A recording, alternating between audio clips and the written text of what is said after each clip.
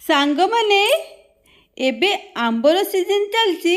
आज गोटे रेसिपी आनी आंब आलू झोल बहुत ही अलग प्रकार बनई। सांग माने डाली डालमा खाई खाई जो व्यस्त लगे आउ घरे जो परिवार अभाव थाए परिवार तले सरी जाए तो मुझे एमती किसी रेसिपी बनाए।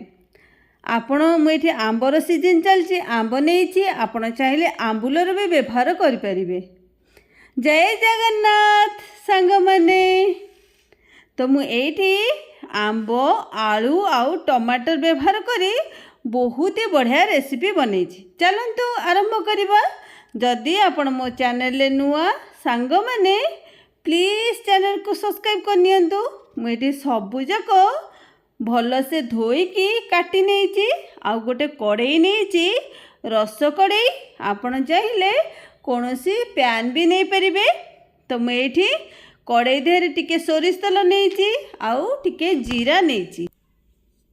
सांग माने आंब सीजन समय रे आंबर बहुत सारा तरकारी मते खाइबा पई के भल लगे। तो मु भेराइट आंबरे तरकारी मु बनाए। आपण ए तरकारी रे आंबुलर व्यवहार भी करि परिबे। तो मैं तेल रे जीरा टिके पकई फुटेइची तापरे मु टिके हेंगु देइची। हेंगु देले बहुत ही बढ़िया बास्ना आसीबो। तापरे मु टमाटो को देइची। टमाटो को दे आलू को दे देइची। एठी आलू टमाटो आमे कसिला परी एठी भाजिबा। तो ये मु कौन करची सांग माने टिके हलदी देइची आउ स्वाद हिसाब रे आपण एठी लूण दे देबे। टिके लंका गुंड देइची जोटा कि आपनकर काश्मीरी लंका गुंड। एई सब जिंस को आमे देकी भल से गोळेई नबा। तो मु एठी लूण भी देइची स्वाद हिसाब रे लूण। तो भल से गोळेई गोळेई ए सब को भाजिबा। टिके आलू सीझिया पर्यंत एमती आमे कसी कसी के भाजिबा। चलंतु एमती आकु घोड़ेई दबा। तो मु घोड़ेई देइची। तो एबे आलू सीझिया भितर चलंतु आमे एठी गोटे मसला बनेइबा। मसला पई मु 2 चम्मच सोरिष नेइची कला सोरिष आउ अध चम्मच जीरा नेइची। आकु टिके पानी देकी भल भाव चिकन करी बाटी नबा।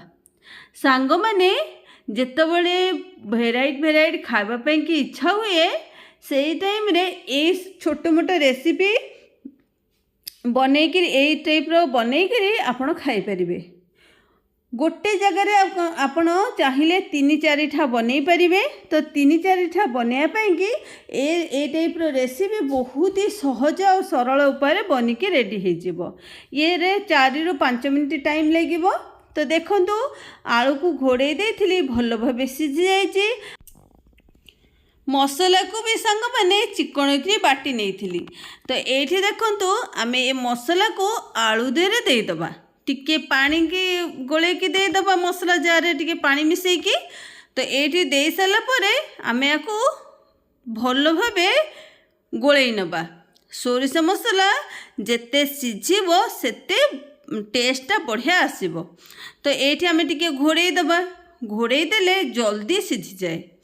तो एठी देखंतु घोड़ेई देथिली 2 मिनिट एठी जल्दी सिझी जाइए बाटण सोरिष बाटण जो सोरिष मसला। तो एठी आमे कौन करिबा आउ किछि एथरे जोटा कि आमे आंब नहीं आंबर व्यवहार एठी करिबा। आपण चाहिले आंबुल भी दे पारिबे। मु आंब को चोपा छड़े कि मुझे गोटा यूज करुच्ची। आपण चाहिए काटिकी भी नहीं पारिबे। मुझे गोटा व्यवहार करुच्ची कौन मते बहुत ही भल लगे गोटा आंब खाइबा पई कि। तो मुझे न काटिकी ये गोटा व्यवहार करुच्ची। एबे आंब भी टाकुआ भी बहुत टाण हो गलानी। तो मुझे गोटा यूज करुच्ची।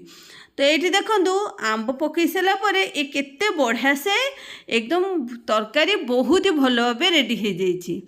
आंब भी सिझी जाइए। ये आपण कौन करेंगे आपण चाहिए पूरा झोल को पूरा टाइट करके बनई पारे। पूरा एकदम मसला ग्रेवी पूरा मोटा करी बनई पारे। मुझे आउ टिके फुटे नबा।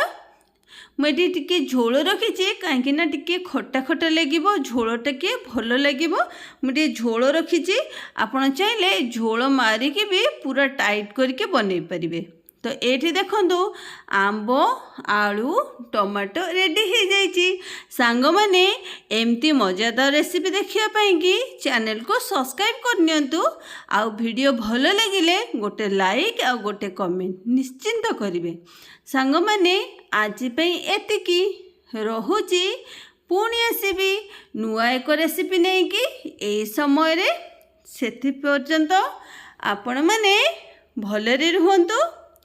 आ एमती मजादार रेसिपी देखिया पे चैनल को सब्सक्राइब करनियंतु।